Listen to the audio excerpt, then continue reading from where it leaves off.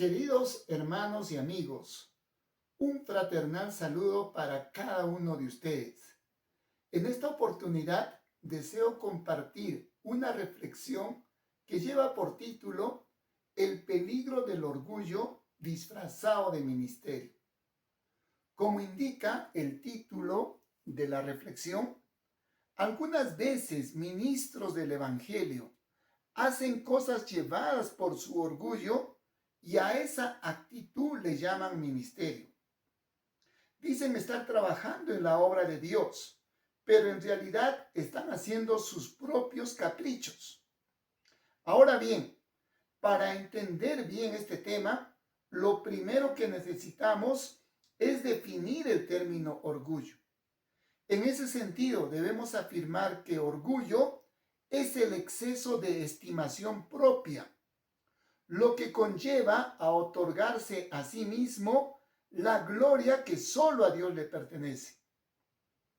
En otras palabras, la persona orgullosa es aquella que se cree muy superior a los demás y que solo él puede hacer el trabajo de una manera óptima.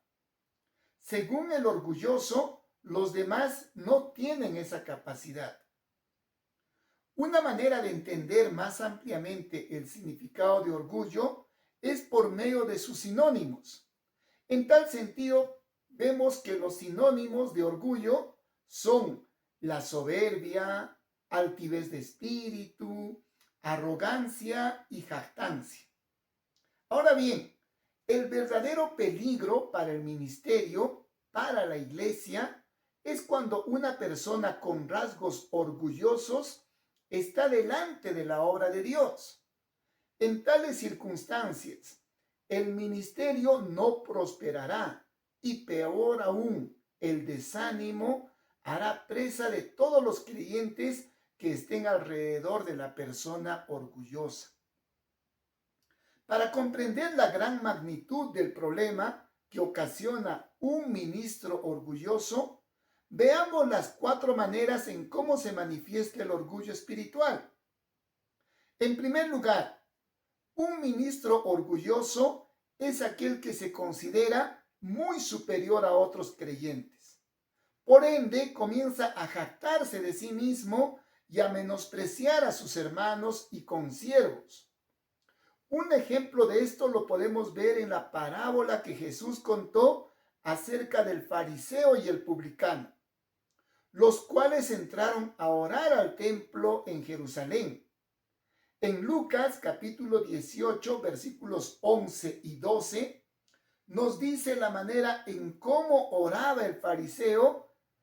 En esta cita bíblica dice: el fariseo puesto en pie oraba consigo mismo de esta manera: Dios, te doy gracias porque no soy como los otros hombres, ladrones, injustos, adúlteros, ni aun como este publicano.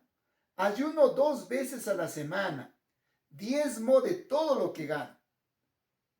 Muchos de nosotros, cuando leemos o escuchamos acerca de la actitud de este fariseo, nos indignamos. Decimos: ¿cómo es posible que un hombre de Dios tenga esa actitud de soberbia, arrogancia y desprecio por los demás?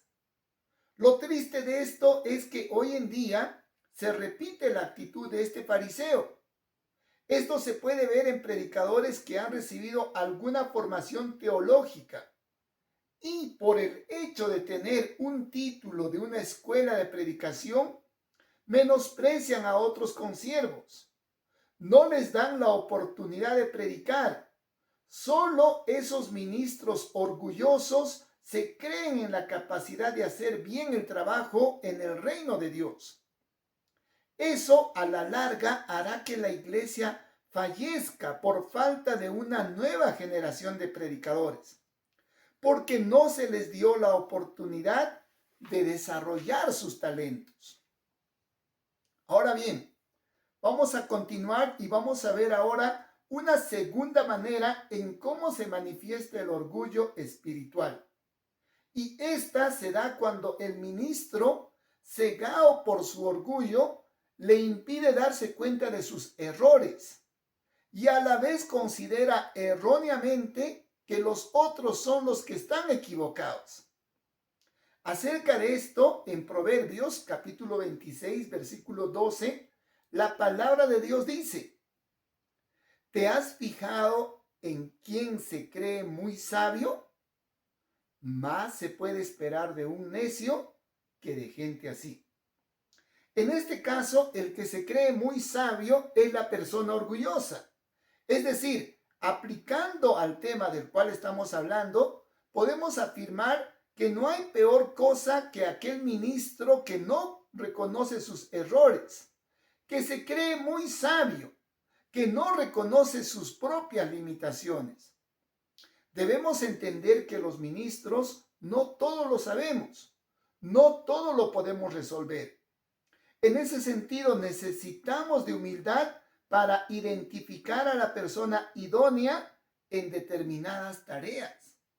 Pero cuando un ministro no tiene la capacidad, por ejemplo, de aconsejar a los jóvenes, pero cegado por su orgullo, va a pretender hacer el trabajo él mismo, pero con un resultado desastroso. Lo ideal en estas circunstancias es reconocer que los ministros no todo lo podemos ni debemos hacerlo todo.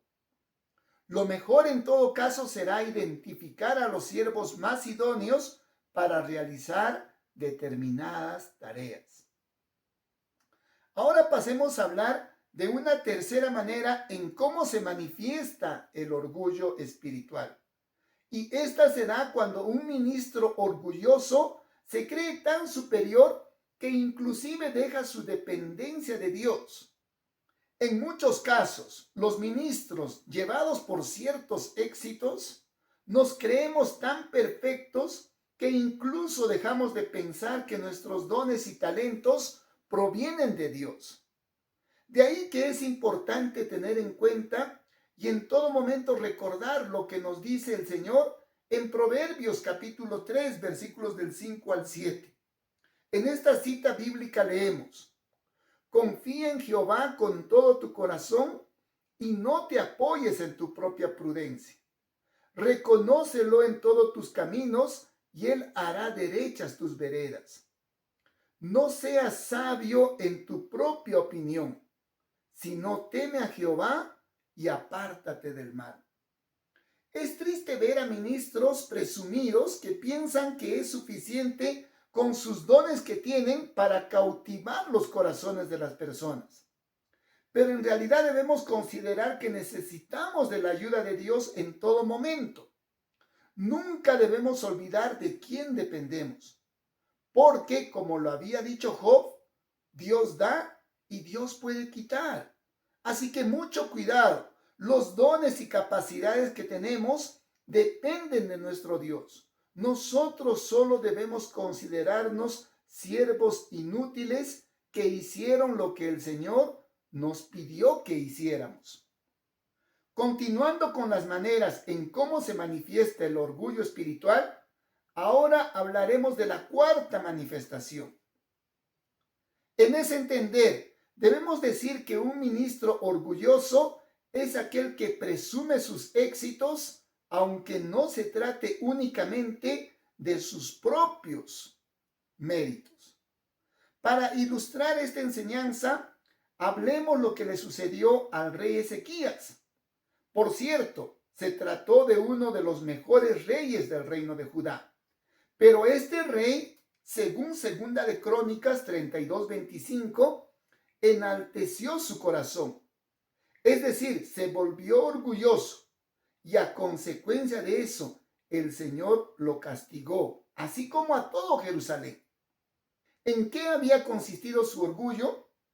Eso está registrado en Segunda de Reyes, capítulo 20, versículo 13. Ahí dice: Ezequías los atendió y les mostró toda la casa de sus tesoros, la plata y el oro, las especias y ungüentos preciosos, su depósito de armas y todo lo que había en sus tesoros. Ninguna cosa quedó que Ezequías no les mostrara, tanto en su casa como en todos sus dominios. En este caso, lo que había hecho Ezequías fue presumir de sus éxitos, aunque en realidad esos tesoros en su gran mayoría habían sido fruto de la abundancia durante el reinado de Salomón. Pero como estuvo cegado por el orgullo, se atribuyó a sí mismo todos esos logros. Lo mismo también podemos ver hoy en día en predicadores y ministros que exaltan sus logros. Muchos predicadores presumen de haber construido o levantado una nueva obra, como si eso hubiese sido solo sus propios méritos. De esa manera, lo que estamos haciendo es envanecernos y dejar de reconocer el esfuerzo de otros hermanos y consiervos. En síntesis, hay 4 maneras en cómo se manifiesta el orgullo espiritual y esto es peligroso, sobre todo cuando lo practica un ministro del Evangelio. Para finalizar, recordemos estas 4 maneras en cómo se manifiesta el orgullo. En primer lugar, el orgullo espiritual puede hacernos creer que somos personas superiores a los demás. En segundo lugar, el orgullo espiritual impide darnos cuenta de nuestros errores. En tercer lugar, el orgullo espiritual impide identificar nuestra dependencia de Dios. Y por último, el orgullo espiritual puede hacernos presumir de nuestros éxitos de manera exagerada. Así que, queridos hermanos y amigos, tengamos en cuenta esta reflexión. Tomemos en cuenta estas 4 maneras en cómo se manifiesta el orgullo espiritual y no las practiquemos. Más revistémonos de humildad, porque la palabra del Señor dice que Dios da gracia a los humildes, pero resiste a los soberbios. Que el Señor nos bendiga.